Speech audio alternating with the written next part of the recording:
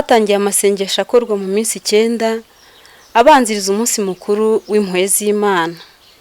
Umunsi wa mbere twagejejweho ikiganiro kigendanye nawo, aho Yesu asaba kumuzanira abatuye isi bose, ariko cyane cyane abanyabyaha. Naho ku munsi wa kabiri tugezweho ikiganiro cyadufashije kwinjira mu cyifuzo cya Yesu usaba kumuzanira abasaserdoti n'abiyeguriye Imana.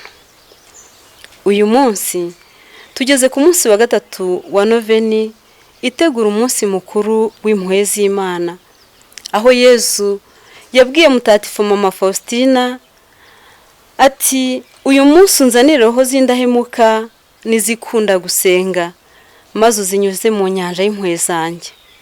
Izo roho zanteye inkunga mu nzira y'Ikaruvariyo, zambere nk'agatonyanga gahumuriza mu nyanja y'imibabaro. Muri iki kiganiro muri kumwe na Niyongira Marie Grace, umuvandimwe wo muri Communauté ya Emmanuel, nkorera ubutumwa mu ngoro y'Yezu Nyirimpuhwe hano mu Ruhango. Wakwibaza utubudahemuka niki? Mu buzima busanzwe uhita wumva amasezerano abantu bagirana hagati yabo, buri wese akaba ahamagarirwa kurangiza neza ibyo yasezeranije mugenzi we, akora ibyo yiyemeje kandi akirinda kunyuranya n'ibyo agomba uwo bagiranye isezerano. Ayo masezerano ashobora kuba hagati y'abantu babiri cyangwa barenze. Ndavuga barenze nk'umuryango, amatsinda anyuranye ahuza abantu, banke n'ahandi. Ku bakristu, igihe umuntu ahawe batisimu hari isezerano agirira Nyagasani, yiyemeza kwanga shitani n'iby'imuhendesha ubwenge byose, akiyemeza gukomera ku Mana, ashyigikiwe no kuyemera, kuyizera ndetse no kuyikunda kuruta byose. Uretse muri batisimu, hari n'ibyemezo umuntu agenda afata agambiriye gutunganira Imana. Ibyo nabyo kugira ngo ubashe kubishyira mu bikorwa bisaba ubudahemuka. Ubwo budahemuka duhamagarirwa bugomba kugaragara igihe cyose kandi no muri byose. Tugaruke ku budahemuka bw'Imana. Mu nyigisho tugezweho na Yezu Kristu mu Ivanjiri uko yanditswe na Matayo mu mutwe wa 5 umurongo wa 43 kugeza ku wa 48, Yesu adusaba kuba indahemuka, twitoza gukunda abatwanga, agira ati, mwumvise ko byavuzwe ngo uzakunde mugenzi wawe, wanga umwanzi wawe. Njyeweho ndababwiye ngo mukunde ababanga, musabire ababatoteza. Bityo muzaba abana basuri mu ijuru, ubuvusha izuba rye ku babi n'abeza, kandi akavubira imvura abatunganye n'abadatunganye. Nimwikundira ababakunda, muzahemberwa iki? Ese abasoresha bo siko babigenza? Maze se nimuramutsa gusa bo muva indimwe, muzaba murushije icy'abandi. Ese abatazi Imana bo siko babigenza? Mwebweho rero muzaba intungane nk'uko suri mu ijuru ari intungane. Yesu avuga aya magambo atwereka ubudahemuka bw'Imana itarobanura ku butoni. Natwe twakira iyo nyigisho ya Yesu, twirinda kwitura inabi abayitugirira, kandi duhangayikwe n'ikibatera kugira imyitwarire igayitse, tubasabire kugira ngo nabo batsinde ibibatera kugira umutima utuwe n'inabi. Nitugenza dutyo tuzashobora kuba indahemuka ku rugero rwa Data wo mu ijuru ukungahaye ku butungane. Pawulo intumwa nawe aduhamagarira kwitoza ubudahemuka dufatiye ku rugero rwa Yesu, nk'uko tubibona mu ibaruwa ya 2 yandikiye Timote umutwe wa 2 umurongo wa 8 kugera ku wa 13, aho agira ati, ujye wibuka Yezu Kristu wazutse mu bapfuye kandi uvuka mu bwoko bwa Dawudi nk'uko inkuru nziza namamaza ibihamya. Niyo mporwa ngatotezwa nkabohwa boshya umugome, nyamara nihanganira byose kugira ngo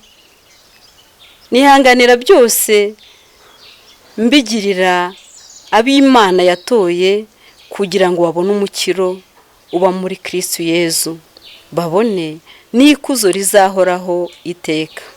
Dore ijambo rikwiye kwizerwa, nidupfana nawe tuzabaho hamwe nawe, nituba intwari hamwe nawe tuzima ingoma hamwe nawe, nitumwihakana nawe azatwihakana,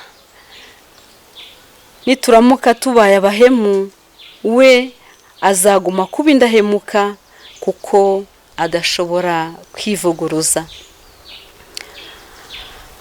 Aha Pawulo agendeye ku ngorane yanyuzemo aratwibutsa ko tutagomba gucibwa intege n'ibigeragezo duhura nabyo ngo tube twageraho twihakana Imana.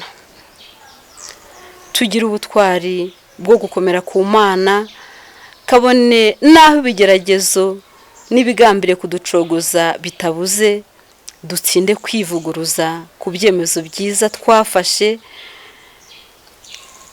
bigamije kuduhuza n'Imana, tugamije kuguma kurangwa n'ingabire y'ubudahemuka dukesha Nyagasani Yezu utubera indahemuka igihe cyose. Twahamagariwe kuba indahemuka.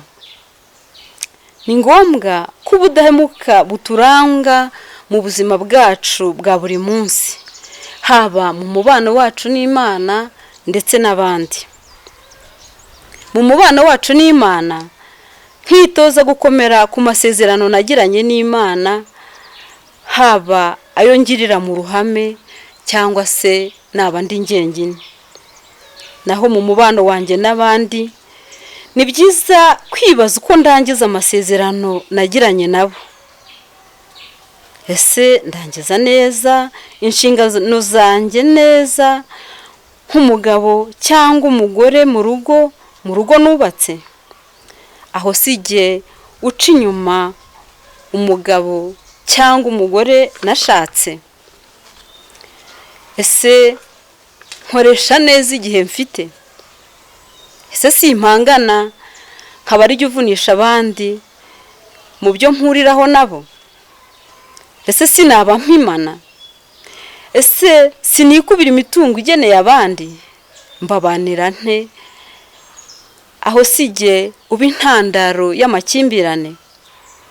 Ese sinangiza nkana ibifitiye akamaro abandi ngamije kubibagomwa? Nishyura nk'imyenda mfitiye abandi cyangwa se natse muri banki? Aho simba muri ba bandi bahawe izina rya bihemu kandi ntarabuze icyo nishyura? Kwibaza ibibazo nk'ibi kimwe n'ibindi tutanditse aha ariko buri wese yakwibaza, bituma umuntu ashobora kureba niba koko abaho mu budahemuka. Muvandimwe, wasanga Nyagasani kuri uyu munsi agusaba kunoza neza mu mibereho yawe ubwo budahemuka, uhereye ku tubazo dutandukanye wakwibaza ndetse n'ibi twagarutseho haruguru. Igihe usanze hari aho ubirimo neza, ukirinda icyatuma usubira inyuma. Bimwe mu bitubuza gukomeza kubaho mu budahemuka wavuga nko gucika intege no kwiheba kubera gutinda mu bigeragezo. Akenshi usanga buri muntu agira icyifuzo cyiza cyo gutunganira Imana, agahora akifitemo. Nyamara uko umuntu ategura ejo hazaza he, ibimuca intege bikagenda birushaho kwiyongera. Ibitaragenze neza bikamutera gutangira gutekereza ibyifuzo binyuranye n'ibyiza yari yarafashe kugenderamo. Dufashe urugero rw'umukobwa utegereje umuhamagaro wo gushyingirwa akawumaramo igihe kirekire, hari igihe bitewe na bamwe muri bugufiya za nshuti za hafi hari abamuca intege bagatangira kumwereka ko bamurambiwe. Hakaba ndetse n'abantu hirya bamwita amazina y'urukozasoni. Ibyo byose kubibamo igihe kirekire bigatuma yatangira kwirwanirira, aho usanga uwari utegereje gushyingirwa gikristu afata icyemezo cyo kwishingira, cyangwa se wari warafashe icyemezo cyo kubaho agategereza umuhamagaro mu busugi, akaba yatangira kwiroha mu ngeso z'ubusambanyi ngo aha arashakisha urukundo. Bavandimwe, mukomere ku cyemezo cyiza mwafashe, muzirikana ko Nyagasani adatererana abamwiringira. Mu ivanjiri ya Yezu ko yanditswe na Mateyo mu mutwe wa 26 guhera ku murongo wa 41, yibukije aya magambo abigishwa be: ni mube maso kandi mwambaze kugira ngo mutaza kugwa mu bishuko. Umutima w'umuntu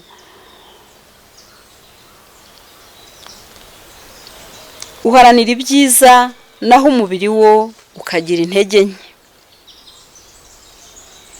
Aha biradufasha kumva ko ubudahemuka bushyigikirwa n'isengesho. Nyagasani asaba abigishwa gusenga kugira ngo bavome muri ryo imbaraga zo gutsinda ibishuko, ndetse banarironkeremo urumuri rubafasha gutahura ibibajyana kure y'Imana. Ibyo natwe arabidusaba.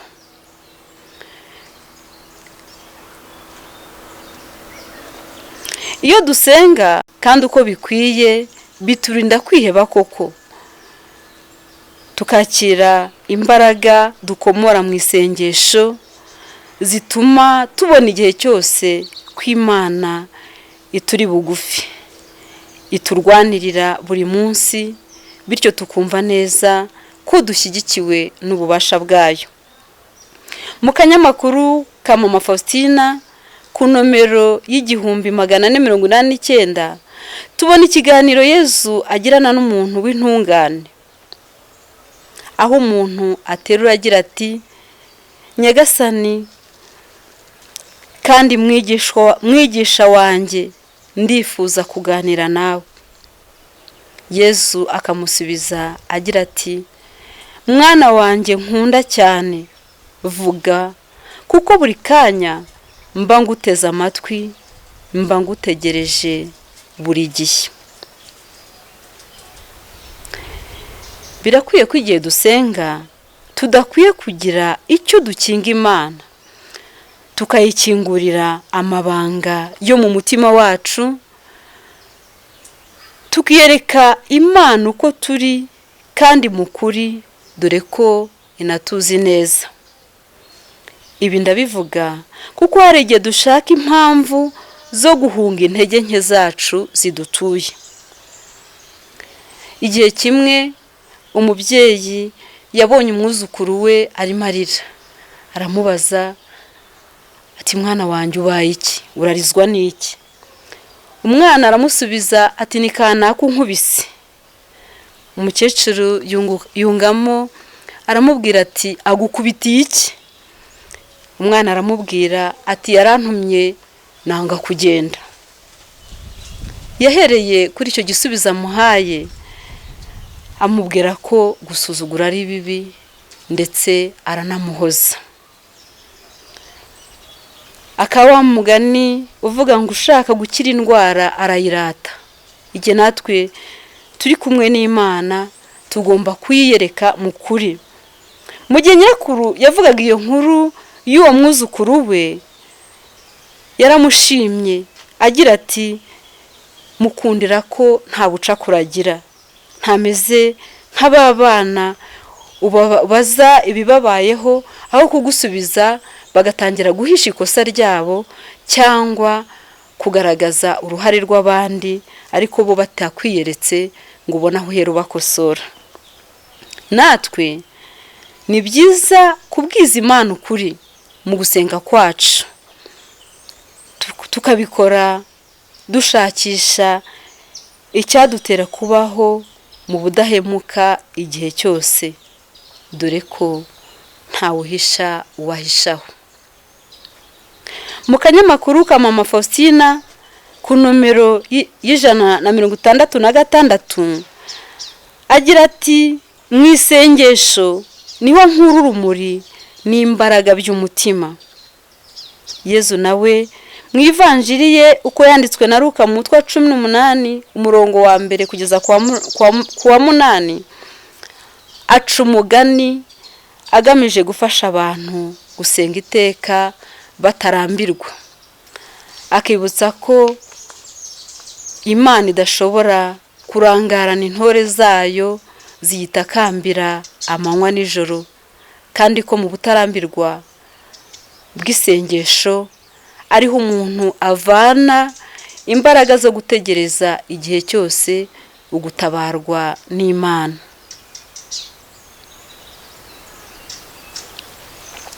Wakwibaza uti ni gute dushobora gukomeza gutera Yezu inkunga muri iki gihe?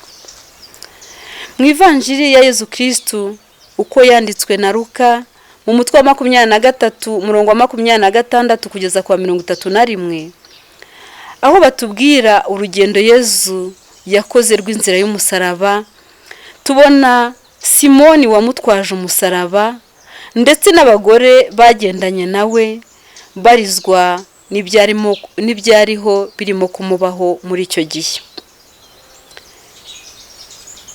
Yezu adusaba kuri uyu munsi kumuzanira roho z'indahemuka n'izikunda gusenga, yibukije kwizo roho zamuteye inkunga mu nzira y'Ikaruvariyo, zikamubera nk'agatonyanga gahumuriza mu nyanja y'imibabaro.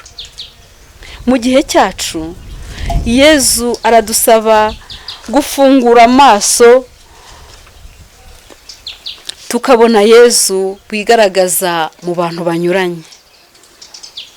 Turebe impande zacu ndetse no hirya no hino. Hari abantu bafite uburwayi bukomeye bamazemo igihe kirekire, hari abababara ku buryo butandukanye, hari abatotezwa, hari abatakibonera umwanya Imana kubera gutwarwa n'amaraha y'isi ndetse n'imihibikano y'ubuzima, hari abari imbere y'ibigeragezo ndetse n'ibishuko binyuranye, hari abatereranywe n'imiryango, abatereranywe n'inshuti, hari abari mu bihugu biberamo intambara tugenda twumva hirya no hino, ndetse n'abandi. Abo bose igihe cyose dufunguye amaso tukabakebuka, twitoze kubabazwa n'akaga barimo, turirire Nyagasani, tumusabe kubaba hafi mu masengesho dutura umunsi ku wundi, dusaba Nyagasani kugira ngo abigaragarize. Dutwaza abandi imisaraba, tubunganira mu kubagoboka, tubagezaho icyabarengera, duhereye ku byafasha umubiri ndetse n'ibyafasha roho. Birakwiye kandi ko turizwa n'ubuhemu ndetse n'intege nke zidutuye mu isengesho ryacu, tugasaba Nyagasani kutuvana mu bibi tubamo, kugira ngo dusingire ubutungane n'ubudahemuka Nyagasani ashaka ko buturanga. mu gusoza iki kiganiro tugaruke ku ijambo rya mama Faustina riri kuri nomero ya 245 mu kanyamakuru yanditse, aho agira ati: Yezu, nifashishije isengesho n'ubutungane nzihatira gutabara abantu wanshinze kugira ngo ingabire zawe zishobore kubakoreramo. Uwo mwitozo natwe tuwugira uwacu kugira ngo ubudahemuka Nyagasani aduhamagarira nubwo kubaho mu isengesho tubikomereho umunsi ku wundi, haba mu kwisabira no gusabira abandi, kugira ngo ubwo dutegereje kwinjira muri uyu munsi mukuru w'impuhwe z'Imana dukomeze kwakira ibyiza byinshi Nyagasani atuzigamiye muri aya masengesho turimo gukora, ndetse no mu munsi nyirizina w'impuhwe z'Imana. Impuhwe z'Imana utuvana mu busuka dushyira mu buzima, turakwiringiye. Dusabire abakristo bose b'indahemuka. Nyagasani Yezu nyirimpuhwe zitabarika, usendereza ku bantu inema z'ubukungu bw'impuhwe zawe, akira abakristo bose b'indahemuka mu mutima wawe ugira impuhwe, kandi ntuzahatwirukane na rimwe. Tubigusabye kubw'urukundo rutagereranywa umutima wawe ugirira umubyeyi wo mu ijuru. Amina. Dawe uri mu ijuru,